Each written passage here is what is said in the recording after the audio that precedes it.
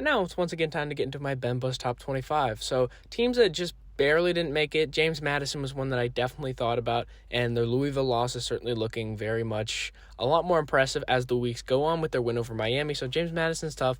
I'd like to see more better wins, but honestly, it just comes down to the bottom five. Like the bottom of the top 25 is so congested, and it's really hard to try to shoehorn James Madison in there. I think they could eventually wiggle their way into the top 25, but for now they're outside looking in.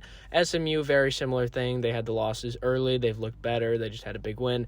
They're close as well. Houston only had the loss to Texas Tech. TCU isn't terrible either. Boise State only has lost to good teams. Illinois got blown out by 53. That's what kind of holds them out, especially when you're looking at resume. But the USC win is impressive, so they're close. And then Navy is a good one too. They're undefeated. Almost put Navy in here. It's really tough for group of five teams, and especially the ones that haven't really played too many guys, and then you worry about how impressive are they really. That's why I really feel confident in South Florida, which you'll see later. And then dropped out, Memphis, another group of five team. They were looking ahead to USF, honestly, and they got beat by UAB. Also, their quarterback went out, but you can't lose to a 2-4 team. Honestly, you really just can't. And they fired the coach, by the way. So Memphis, you got to win that game against UAB without their coach. And maybe they were better after that. Who knows? But you got to win that game. Then Washington also dropped out. Had them in here. They lost to Michigan. Had to drop them out. They did fairly decent against Ohio State. Better than some other these teams that played Ohio State. But I still can't put Washington in there. And then Nebraska, what do you say about Nebraska the second they get that number next to him? I barely put him in last week, but you could hear I didn't feel great about it. And then, of course, they end up getting blown up by Minnesota and then Utah as well. They had the loss to Texas Tech, and then they lost close to BYU. I'm more confident in BYU now. You have seen over the course of the weeks, I haven't been giving the most credit to BYU. That's my bet because BYU is actually good. Then number 25, I had Michigan. Now, Michigan is a tough one to rank. They beat Washington in a very impressive win. They only lost on the road at USC and on the road at Oklahoma. So that's why they kind of make the list because Michigan, they don't play great on the road. They're freshman QB, but you know what? They're really young, the offense really, especially. So it's they could have a lot of years, and I think they are good this year. I wouldn't start putting them in those categories up above. That USC game is just bad, and they were a lot closer in that Oklahoma game. So honestly, that's why USC's right above them. I can't put USC out like the AP did. It's how do you think that's correct? When you have Michigan ranked, USC's nowhere near. They both have the same amount of losses, and USC dominated Michigan. So that's where they landed. USC's at 24. Arizona State's at 23. Arizona State's such a tricky one to rank because when Sam Leavitt is at its best, Arizona State's a tough one to beat, honestly. I think I saw a stat they're 6-1 against ranked teams or something like that with Sam Leavitt. It might have been something different, but it's just man, Arizona State, especially when he's on the field, because you see when he's not, they got blown out by Utah. So Arizona State's pretty good. Then I had Texas at 22. Honestly, Texas is just a really weird one for me. And now they're starting to win games in the Power 5, but it's I don't know, because they beat Oklahoma with pretty much without their QB. It would have been better if they didn't have him because John Mateer, his hand was clearly still messed up. Not necessarily that he couldn't throw, but he's just making horrible decisions, or maybe he just couldn't get enough spin on the ball. Something happened because the 3 picks, inexcusable. Texas ends up walking away with a win in Red River, and then they barely edge out Kentucky in overtime. I just don't feel good about Texas. They're at 22. They made the list, but similar to LSU, it's they made the list, but I don't feel great about them. But LSU did fairly decent against Vanderbilt. I picked Vanderbilt to win. A lot of people were saying LSU. I didn't think LSU was a top 10 team, honestly. I think they're still top 25. They competed pretty well, and they were at Vanderbilt. So LSU's not horrific, obviously, but they do drop, and they're at 21. And that's where Tennessee landed as well, where these SEC teams that kind of have that loss. Tennessee's at 20, and Tennessee, I don't know, because it's you lose to Alabama and Georgia, who have kind of been the known kings of the SEC for years, so you can't really fault them too much. Now, Texas A&M is also in that conversation, then Ole Miss just dropped to Georgia, but honestly, Tennessee, that loss to Georgia is looking better. That loss to Alabama, honestly, if they don't have that pick 6, I think they're a lot closer in this one. Tennessee's not terrible. It's another thing with LSU. It's they're not horrific. I still think they're top 25. They're just losing to really good teams. That's just a tough schedule, honestly. Then Louisville's at 19. That win was so impressive over Miami. I mean, that really is. They went into Miami and did that. Their defense picked Beck off 4 times and should have been 5. And then you can even start to compile their resume. And you can even say that James Madison win is looking a lot better because James Madison is what they are. Pretty good.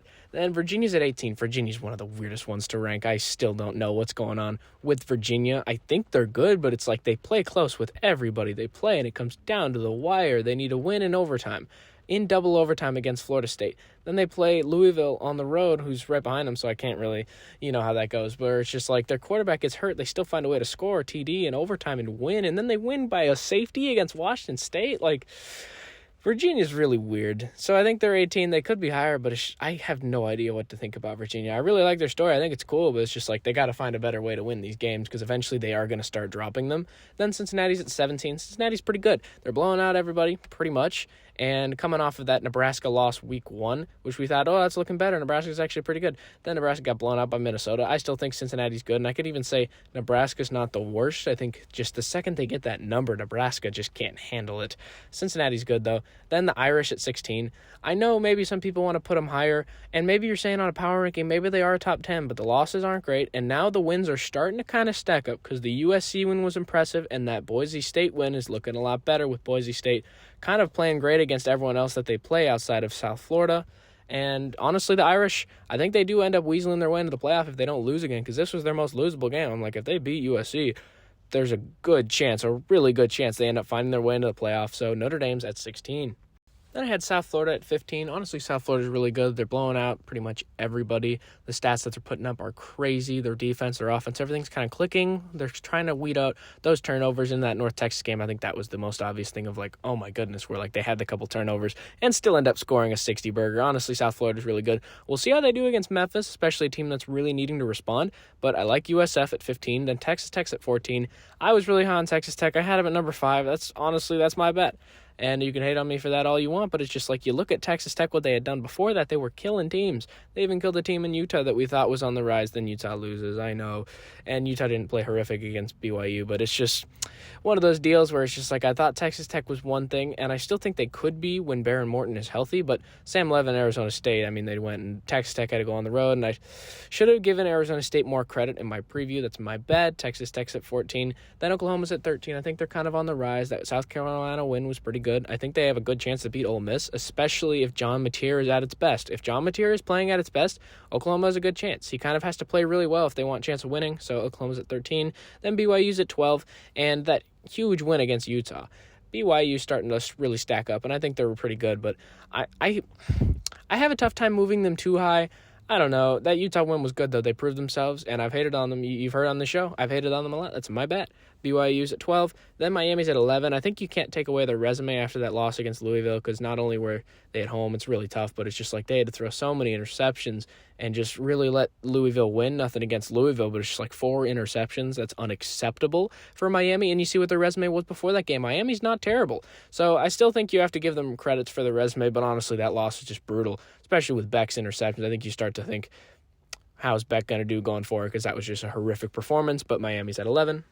Now we start to get into my top 10. So Georgia Tech's at 10, and I know the AP has them higher. I still find it a tough time. They're barely beating teams. I don't know.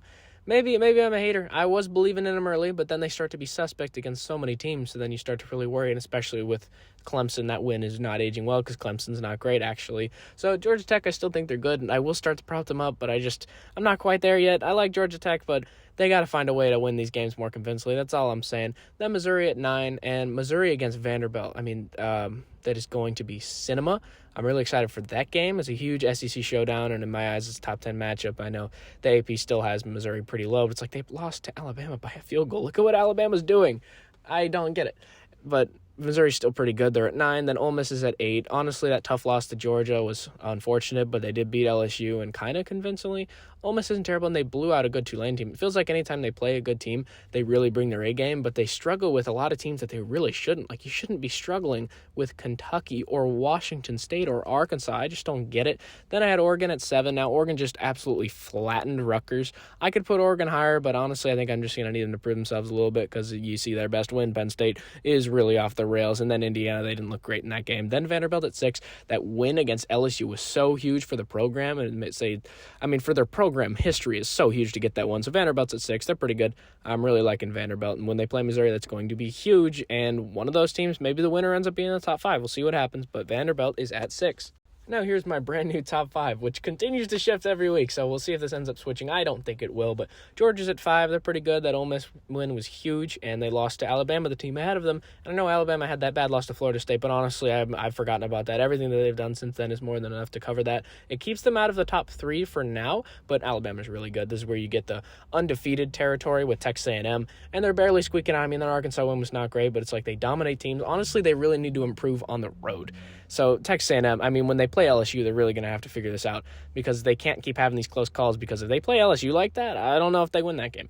Then Indiana's at number 2. Indiana, oh my goodness, what a story for the Hoosiers. Honestly, number 2. I had them at number 4 last time.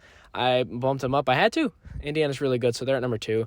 Then Ohio State's at number 1. You can't go wrong. The reigning national championships, they blow out pretty much everybody they play. Reigning national champions, they blow out pretty much everyone they play. So Ohio State is really dominant and really solid, and I don't think you can pick a better number 1 right now. So that's how it's going to round off. Ohio State at number 1. And I'm sure, once again, this will be completely turned on its head, as it has done just about every single week.